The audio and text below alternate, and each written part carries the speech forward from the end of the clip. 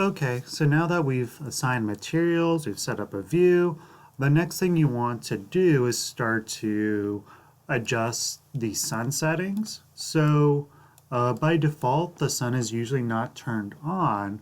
So all you have to do is type sun.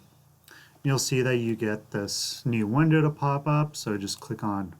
I'll turn off, usually the manual control is deselected, and you have a lot of controls as to what that looks like. You can set it to the actual time of the day and year.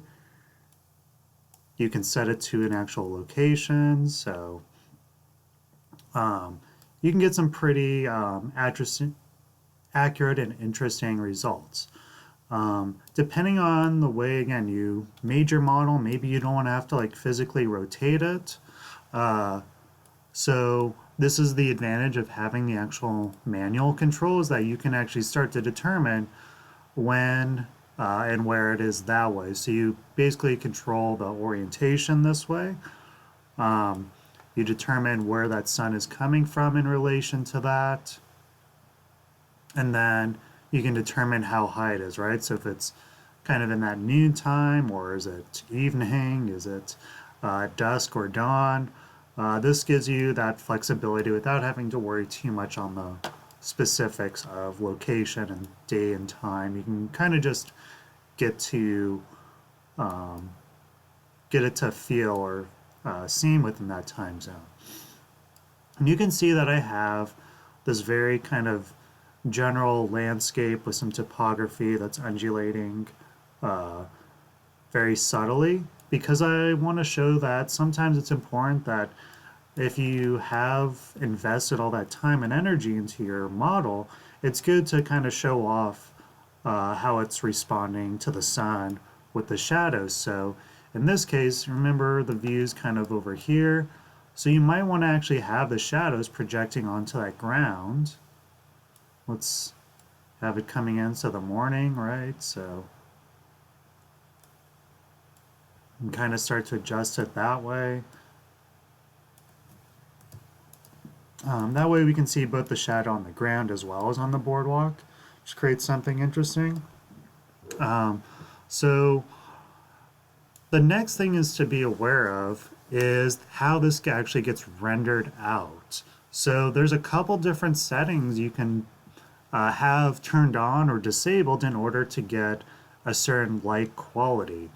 I'm going to just show you really quickly some of those comparisons, because again, it all kind of affects the overall outcome. So when you render this with just the sun on, you're going to get these very kind of powerful, rich, dark shadows, which again creates a certain atmosphere and tone in the rendering. However, you do lose a lot of the kind of details.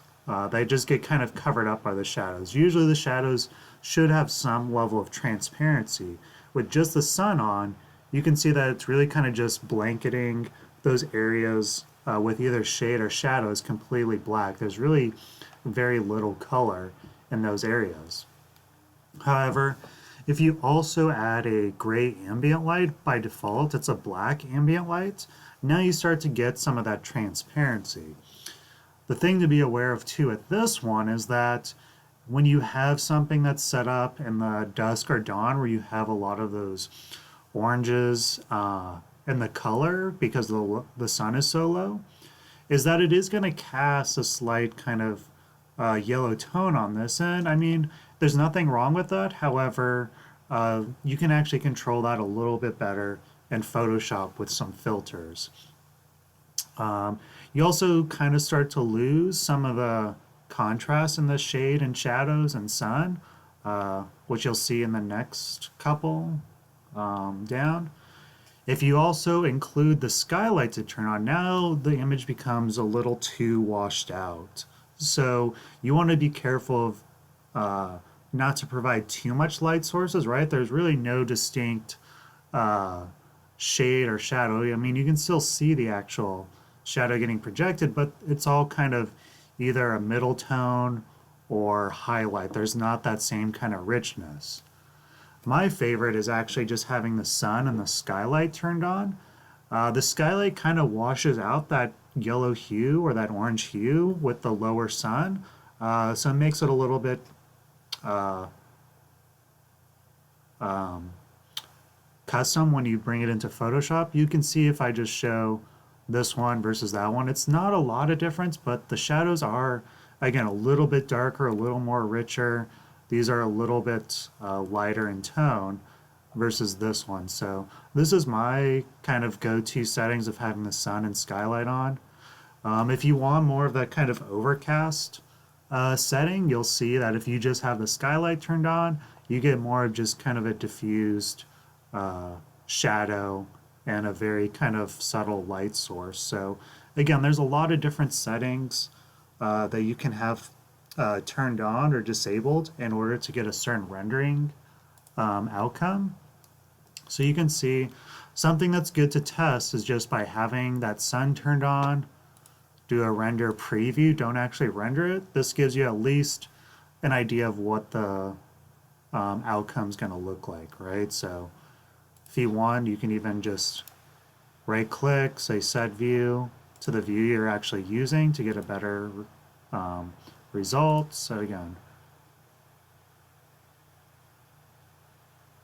there's that setting.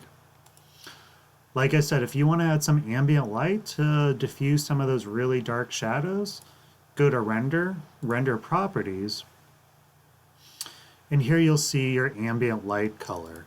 It's going to be defaulted to black, so I always like to bring it up somewhere either in this kind of gray or 50%. Any higher and it's going to get really washed out. So you'll see now, if I hit OK, render preview.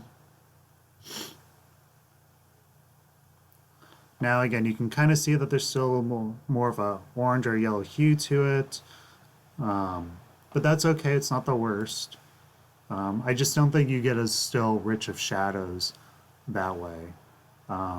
So here's the option if you have the skylight turned on as well. It's going to start to take a little bit longer to render the more settings you have turned on.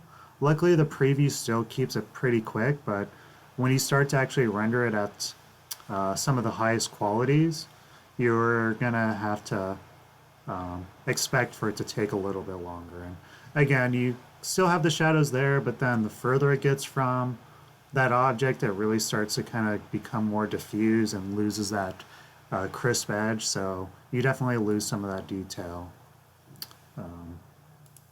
with too many of those settings on. Here's the other option if you want to just keep that either black or just a dark gray with the skylight on.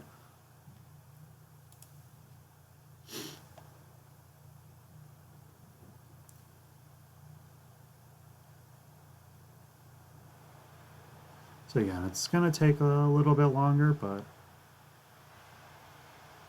this is again kind of my favorite go-to setting, so that the skylight kind of washes out the orange hue. It's not very distinct, but it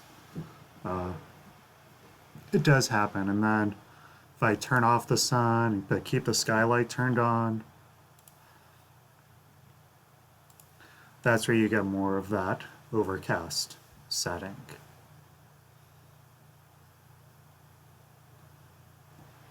But it's obviously going to be much darker. And like photography, it's easier to darken colors than to try to bring color into a dark image. So it's always good to kind of render it to be slightly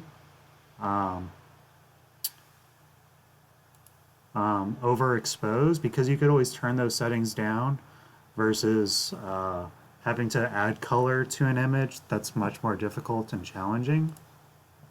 So you don't want it to be too dark. You always kind of want to make it a little overexposed, because you can always tone that down. The next thing you want to be aware of is the actual rendering output. So once you actually render it, so if you click render, it'll actually provide your high quality image. But you want to, again, be mindful of some other settings. Again, because there's a lot of this perforation or transparency to our image, it's good to actually have your transparent background turned on.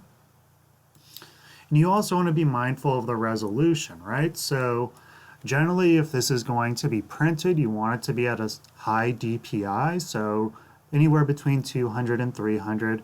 If it's just a digital setting, you can keep it as low as 72. It's always better, again, to have them as high quality as possible.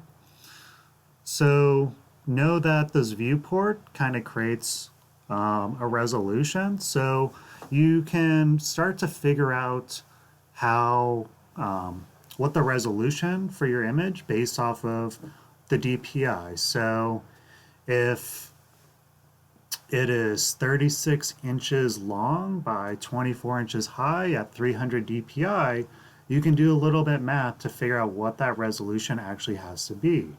So I'll go ahead and click this to 300. You'll see that you have some presets, but if you use this viewport, because this is basically what you want to have coming out of it, it'll most likely be defaulted to that, so go to viewport and then immediately go to custom, and you can see now you can adjust the size, but you obviously want to still keep this proportion of your window. So if you lock this viewport aspect ratio, you can just change one and everything else will respond.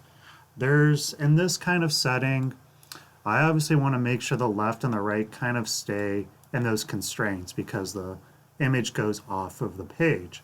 I have a little more wiggle room at the top and bottom.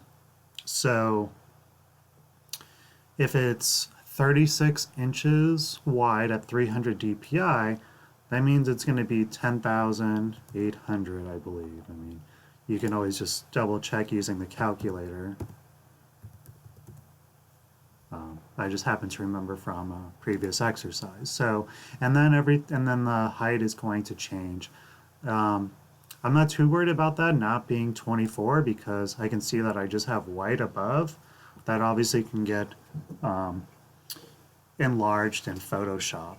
So make sure that your resolution is set to whatever the size of the image, whether it's a 24 by 36, 8.5 by 11, whatever those dimensions are, knowing what the resolution has to be is always going to be the dimensions of your print times 300 to actually get your resolution. Then the last thing that I also have turned on is this anti-aliasing option. So instead of it being normal 2 times, if you do it up to a high 10 times, you're going to get very crisp, very detailed quality materials in your rendering. This drastically increases the rendering time though. So it could go from taking a couple minutes to maybe even an hour or two, depending on how much is being shown. So just be mindful of that. You can kind of get away with it sometimes of having it at a different setting, but it's good to kind of have it at a higher resolution. So these are the things to be aware of. I'll go ahead and just go to a normal, keep this viewport. Obviously you want to have these settings a little bit higher. You also want to have a transparent background, like I said. So you can hit OK now, and now go to render. Hopefully this doesn't take too long. Don't worry too much about this kind of weird, like it seems like you kind of lose it. That's because with a transparent background, it's going to come off as black. So now you want to save it and make sure to save it instead of a JPEG, save it as a PNG. This will maintain the transparency of your image. You can even, if you want, you can even include an alpha channel. This is basically how it's going to read. Everything that's an object is going to read white. Everything that isn't is a black. So again, the background is transparent, so that's why it's all black. All these perforated holes are also part of that transparency, so that's going to read as black. So that helps kind of ensuring that it's going to come out with all those holes cut out. This is another kind of interesting channel you can have for applying for layer mask and Photoshop's using this distance channel. So the closer it is to the camera, the more it is in that white tone, and then it starts to gradate out into a dark gray or black to, again, kind of fade. So that's what helps kind of create focal points in their renderings. So that's also another option that you can have and just save it and include something like depth channel or alpha channel. All those things are going to help with your output resolution. So I've already rendered it. It took me a while, so that's why I'm not going to go through that process. But in the next series of videos, we'll shift completely into Photoshop and start to put together the actual rendering composition.